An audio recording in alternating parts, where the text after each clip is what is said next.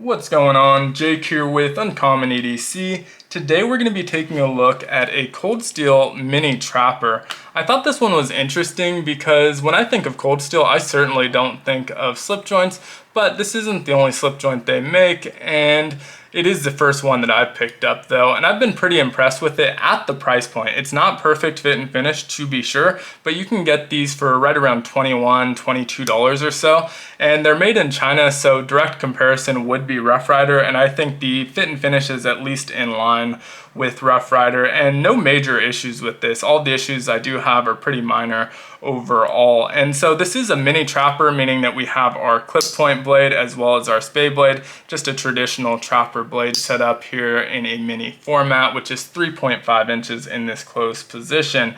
Now, getting into that fit and finish, we'll start with the covers. I think these look stunning, really great dye job on there, really rich and vibrant blue. The one exception here would be if you're really particular about your scales or covers matching, the show side here is pretty consistent dye, where if we get to that pal side, it's got this more splotchy appearance, which looks more like water. But I think both look great. I'm not too particular on those matching, especially on bone covers, and so I don't mind that too much. Now, if I base this off of a lot of the web listings I've seen on different retailers, I was expecting something just slightly darker, more of a navy color, similar to what we're seeing here, based on those pictures, but I'm not disappointed that I got a lighter one. It's worth noting though that you may get something a little bit darker. There seems to be at least some variation in that dye, so that's worth noting, but no major cracks or anything like that in the bone. Really nice smooth bone here. It's really well done, smooth transition from the bolster to the covers as well as the pins, with the exception of that center pin. Now, as you can see, it's not really visibly raised. It must be somewhat because you can feel it when you pass over it, but it's not as significant where your finger is getting caught or anything like that. You just feel a slight raised portion there. We do have a fluted bolster on either end, which is a nice touch. And if we flip over to those springs, no major gapping, but you may see some shadows because our center liner and our show side liner are both a little bit higher than our springs, both springs. And so it does create a little bit of a shadow effect. Nothing too major. Another thing that you can feel if you run your fingers over it if you're looking for it, but pretty minor overall, and especially at that price point. Same thing with this cover here. You can see it's just slightly raised up, but not significantly so, and it's still flush on the top side here, and so not a major issue, but did want to point that out. For those who are more particular, it definitely does happen with these Cold Steels. And so looking at our centering, pretty much spot on our clip point. Our spay blade is just a hair to the show side, but not significantly so, and not creating any sort of rubbing. And so those are really our only fit and finish issues. Overall, I'm very happy with that at the price point. Let's get into the blades, which we do through matte strike pulls, and you can see well placed on both of those, back towards the pivot here on that clip point blade and towards the tip on the spay blade, so you have nice access to both, right hand only on those matte strike pulls. So the pulls on these are also very consistent and smooth.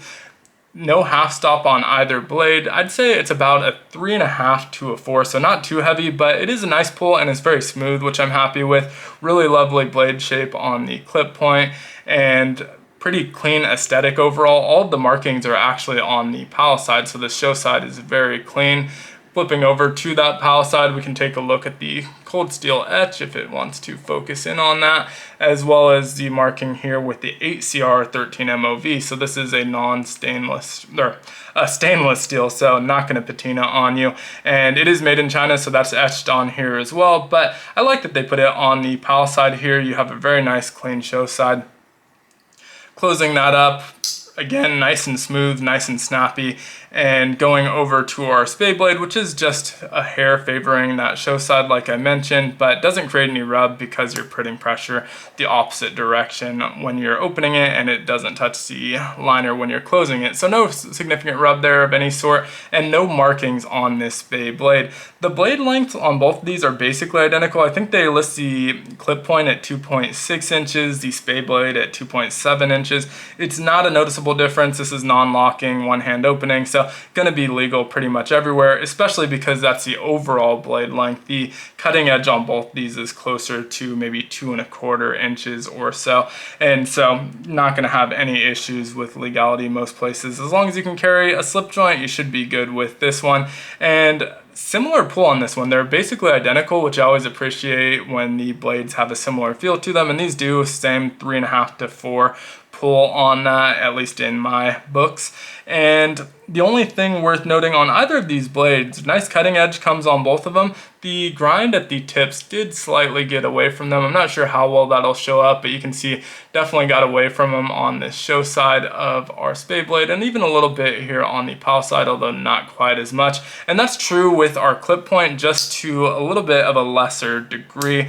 It's not as noticeable. I think it was only noticeable on one side even, and so not too far off, but you can see it's not consistent with the rest of the grind of that blade, and so not a major issue in my books either. It'll eventually work itself out through sharpening, but not really affecting the cutting edge either. This actually came with decent usable edge. So that's it for this one. Would love to hear your thoughts on it down in the comments below, and if you have any other Cold Steel slip joints, I would love to hear your thoughts on those as well. I wouldn't hesitate to try again with them. It's only one example, but I was pretty satisfied with the overall fit and finish.